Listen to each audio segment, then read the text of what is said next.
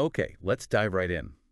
Today, we're tackling a topic that every frontline manager knows too well, workplace conflict. Yeah.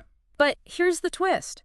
We're not just trying to make it go away. All right. You actually sent us this guide on mastering conflict resolution. Yeah, And it suggests that conflict can become a productivity powerhouse for your team. it's true. Think of it like this. Friction can cause sparks, but it can also help refine and polish. Okay. This guide is all about harnessing those sparks to create a more effective and innovative team. That's an interesting way to look at it. But where do we even begin? Right. Most of us see conflict as something to avoid at all costs. And that's understandable. Yeah. But the guide lays out a clear roadmap, Okay. breaking down the resolution process into manageable stages. Okay. It's about moving from that feeling of dread to, okay, we've got this. All right, so no more running for the hills when conflict rears its head. Exactly. What's the first landmark on this roadmap to conflict resolution mastery? The first stage is all about identification. You know that feeling when there's an elephant in the room? This stage is about naming it.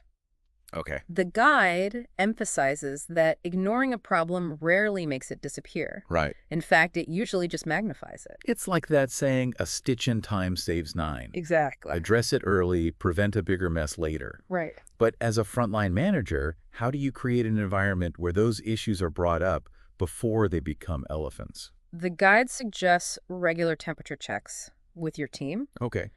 And no, not the thermometer kind. Oh. I'm talking about checking in with your team, specifically focusing on any hidden frustrations or simmering tensions. Think about it. Wouldn't you rather address a simmering frustration before it becomes a full-blown blow-up in your team? Absolutely. It's like a pressure valve, releasing tension before it reaches a critical point. Exactly. What I find really helpful is that the guide even provides specific questions managers can use during these check-ins. Oh. Questions like, what's one thing that's been frustrating you this week? Or, if you could change one thing about how we work together, what would it be? Those are great examples. Yeah. And by asking these questions regularly, you're not only identifying potential issues early on, you're also normalizing these conversations. You're creating a culture where people feel safe speaking up. Yes, That's so important. absolutely. Yeah. It builds trust and transparency, which are essential for any successful team. Right. Okay, so let's say we've identified the conflict. Okay. What's the next step on our conflict resolution roadmap? Let me guess. It's time to break out our active listening skills. You got it. All right. Stage 2 is all about active listening, which is a lot harder than it sounds. All right. It's so easy to slip into thinking about what you're going to say next instead of truly hearing the other person's perspective. Oh, I've been guilty of that myself, especially when emotions are running high. Yeah, Feels like you're just waiting for your turn to speak instead of actually listening. right. So how do we get better at that kind of deep listening? The guide offers a practical exercise. The next time you're in a conflict situation, Yeah. before offering your own opinion, Okay. try repeating back what you've heard each person say. Okay. Not just parroting, Right. but summarizing their perspective in your own words. That's a really interesting technique. Yeah. I can see how that would force you to slow down, pay attention, and make sure you're truly grasping what the other person is trying to communicate. It takes you from passive hearing to engaged understanding. Exactly. The guide stresses that active listening isn't just about the words themselves, but understanding the emotions beneath them. Right. It's about seeing the full picture, not just the surface details. This is making me realize how much gets lost in translation, especially when we're stressed or feeling defensive. Yeah. Okay, so we've identified the conflict. We're flexing those active listening muscles. Yeah. What's next? Now it's time to get creative. Stage 3 is about brainstorming solutions. But here's the key. The guide emphasizes that the goal isn't finding the perfect answer. It's about finding a solution that works for everyone involved, Right. which, as you can imagine, isn't always easy. Not at all. It requires flexibility and a willingness to compromise. Yeah. So how do we encourage that kind of collaborative problem solving? The guide suggests borrowing a technique from the world of improv comedy, Okay. the yes and approach. Wait, improv. I never would have connected those two. Yeah. How does that work in a conflict resolution setting? Instead of responding to a suggestion with, but that won't work because, Right. you'd say, yes, and we could also try. Okay. It's about building on each other's ideas rather than shutting them down. That's fascinating. It completely shifts the energy from combative to collaborative. Right. I can see how that would lead to some surprisingly creative solutions. Absolutely. It encourages everyone to think outside the box and consider possibilities they might not have on their own. It's not about winning or losing the argument. It's about building a solution together. It's amazing how a simple shift in language can change the whole dynamic of a conversation. It really can. And that's the beauty of this guide. It's full of these practical, actionable strategies that you can implement right away. Which is exactly what we like to see. Okay, so we've covered the 4 stages of conflict resolution: identifying, active listening, brainstorming, and evaluating. Right. But something tells me there's no one-size-fits-all approach to dealing with conflict, right? You're absolutely right. Every conflict is unique, and every team has its own dynamics. Right. That's why the guide offers a few different strategies to add to your conflict resolution toolkit. It's like having different tools for different situations. I like the conflict resolution Swiss Army knife. Oh, yeah. So what are some of the approaches this guide recommends? One that really stood out to me is the interest-based relational approach. Have you heard of this one? It rings a bell, but a little refresher never hurts. Okay, so basically it's about shifting the focus from positions to interests. Okay. Instead of getting bogged down in who's right or wrong, you try to uncover the underlying needs and goals driving each person's stance. So you're not just playing referee between two warring factions. Right. You're playing detective to uncover the root cause of their conflict. Okay, I'm intrigued. Yeah. Can you give me a concrete example of how this works in practice? Absolutely. Imagine 2 team members are constantly butting heads over office space. Okay. One wants a private office for focused work, while the other thrives in a bustling, open plan layout. Okay. Their positions seem completely at odds, right? Totally. Sounds like a recipe for disaster. But what if you dig a little deeper? Okay. You might discover that the person craving the private office is actually incredibly sensitive to noise and gets easily distracted, Okay. while the one who loves the open plan is energized by collaboration and spontaneous brainstorming. So the conflict isn't really about the office space itself. It's about those fundamental needs for focus versus collaboration. Exactly. And once you understand those underlying interests, you can start looking for solutions that address both of them. Okay. Maybe it's a compromise where the person needing quiet gets noise-canceling headphones and a designated quiet space, Right. while the collaboration enthusiast gets more dedicated time for team brainstorming. That's a brilliant example. Yeah. It shows how this approach can uncover win-win solutions that you might miss when you're just focused on the surface-level disagreement. It's a game changer for sure. Now, the guide also acknowledges that there are times when, despite your best efforts, you might need to bring in reinforcements. That makes sense. Yeah. Sometimes you're just too close to the situation, or emotions are running too high to be an effective mediator yourself. You've got it. And the guide talks about 2 strategies for those situations: facilitation and mediation. So what's the difference? They sound pretty similar. Facilitation is generally less formal. Think of it like having a neutral third party from, say, HR to help guide the conversation and keep things on track. It's like a referee in a boxing match, making sure everyone's fighting fair. Exactly. Mhm. Mediation, on the other hand, is a bit more structured. Okay. The third party actively helps the disagreeing individuals work towards a mutually acceptable agreement. Okay, so it's a step up in formality. Right. But both can be really valuable when those conflicts become a bit too heated to handle solo. Absolutely. Yeah. And here's something the guide emphasizes that I think is really important. Asking for help is not a sign of weakness. Right. In fact, knowing when to bring in outside help is a sign of strength and wisdom. Right. It shows you're putting the team's needs first. Which is the mark of a great leader. Speaking of navigating tricky situations, let's talk about how cultural differences can add another layer of complexity to conflict resolution, something the guide touches on as well. Oh, absolutely. Yeah. That's a big one. You're so right. Yeah. What works in one culture might totally backfire in another. Absolutely. The guide stresses the importance of being mindful of those differences. Right. Things like communication styles, how comfortable people are with direct confrontation, even body language, or the concept of saving face. Right. These can all significantly impact how conflict is perceived and addressed. Do you have any specific examples of how these cultural differences might play out in a real-world conflict? For sure. Let's say you're a manager who's used to a very direct communication style. Okay. You believe in addressing issues head-on, but then you have a team member from a culture where direct confrontation is considered disrespectful. Right. They might see your direct approach as aggressive, Yeah. even if you have the best intentions. That's such a good point. I've definitely been in situations where my direct communication style, Right. which I thought was just being honest and upfront, was perceived negatively by colleagues from different backgrounds. It's all about cultural awareness and adaptability. Right. What works for one person or one team might not work for another. Yeah. And that's okay. Right. This guide reminds us that it's not about imposing our own cultural norms, but being respectful of those differences. Flexibility is key. Yeah. Meeting people where they are and finding a way to communicate and resolve conflict in a way that feels respectful and productive for everyone involved. Couldn't have said it better myself. It's about fostering a workplace culture where everyone feels safe, heard, and respected. This guide is incredibly thorough. It is. It's given us a lot to think about, Yeah. from identifying conflict to choosing the right strategy for the situation. Mm-hmm. But I have to admit, it's one thing to talk about these strategies in theory. Right. How do we, as busy managers, actually put them into practice? Yeah. How do we move from knowledge to action? That's the million-dollar question, isn't it?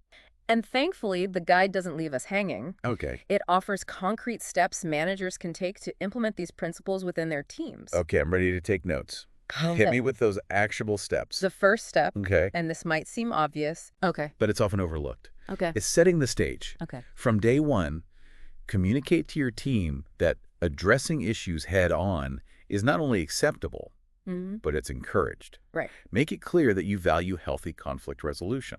So it's about creating a culture where conflict is seen as a natural part of working together, not something to be feared or swept under the rug. You got it. Yeah. And part of creating that culture is providing a safe and designated space for those difficult conversations to happen. Okay. The guide suggests having a specific meeting room or even just a quiet corner where people can go to talk things out. It's about creating that psychological safety we talked about earlier, Mhm. where people feel comfortable speaking up without fear of judgment or retribution. Exactly.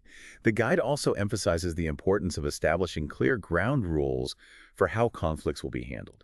Things like no personal attacks. Right. Listen with the intent to understand, not just respond, Right. or focus on the issue, not the person. Those are great ground rules. Having them in place probably helps keep the conversation respectful and productive, even when emotions are running high. Right. It's like setting the boundaries for a healthy debate. Absolutely. Right. And it levels the playing field, Right. ensuring everyone knows what's expected of them. Of course, all the ground rules in the world won't help if your team doesn't have the skills to actually resolve conflict constructively. That's true. Right. Conflict resolution is definitely a skill, Yeah, not something people are born knowing how to do. that's true. Right. And that's why the guide suggests investing in some team training. Okay. Bringing in a mediator or conflict resolution expert can equip everyone with the tools and techniques they need to navigate those choppy waters successfully.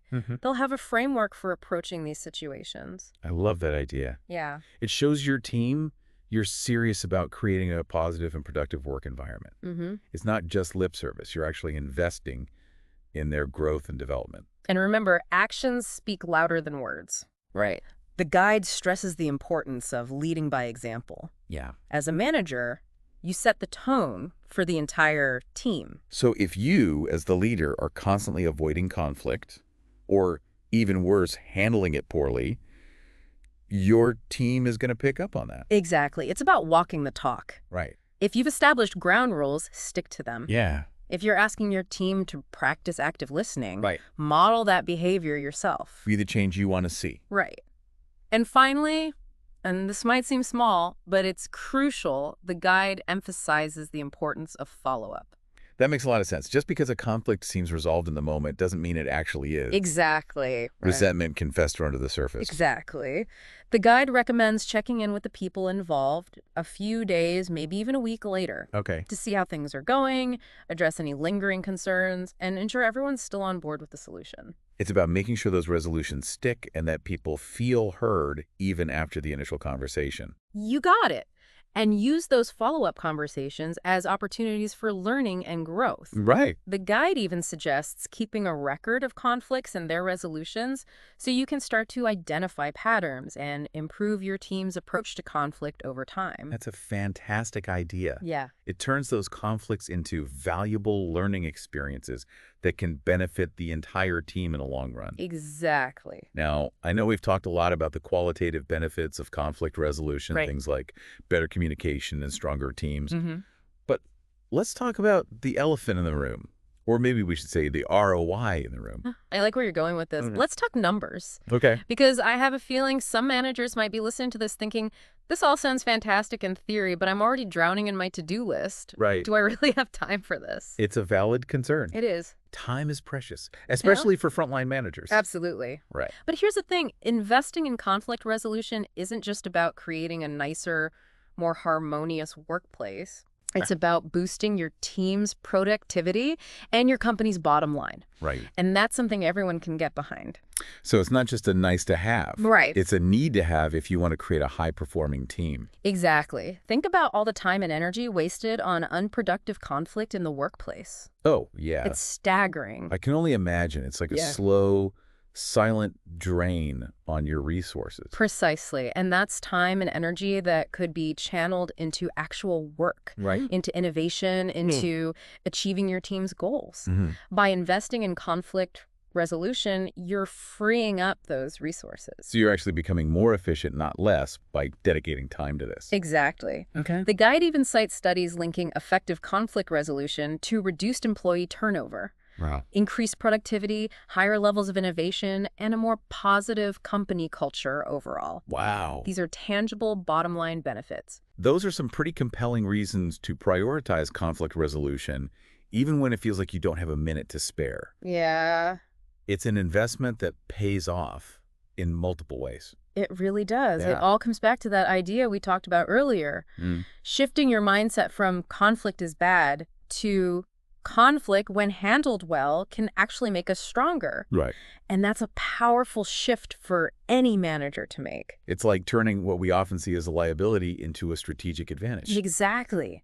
And what's fascinating is that these principles, while incredibly valuable for managers, can actually be applied to conflicts in all areas of life. Right. Personal relationships, community groups, families, anywhere you're dealing with people and disagreements. That's so true. Conflict is universal. Mm-hmm. It's how we handle it that makes all the difference. I couldn't agree more. Right. This guide might have been written for frontline managers, but its message resonates far beyond the office walls.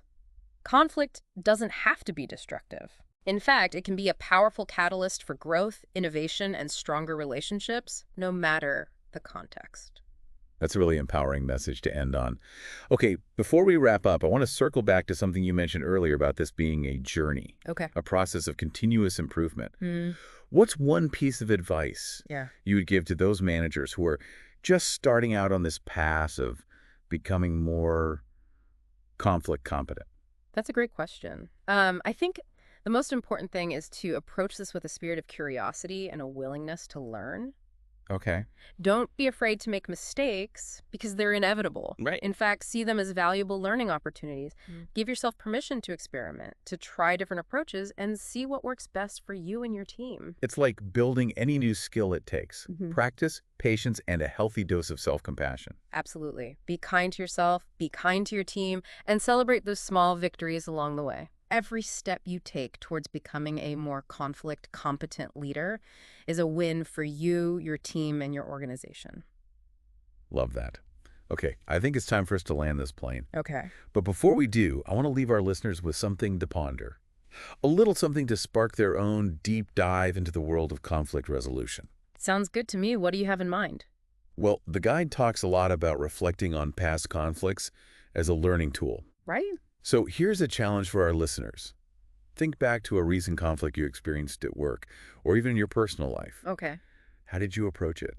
What worked well? What could you have done differently, perhaps using some of the strategies we discussed today? I love that challenge. It's a great reminder that this is an ongoing journey of growth and learning. Yes. And who knows, those reflections might just hold the key to unlocking a more harmonious and productive future, both professionally and personally. Couldn't have said it better myself. And on that note, it's time for us to sign off. Thanks for joining us on this deep dive into the fascinating world of conflict resolution. Until next time.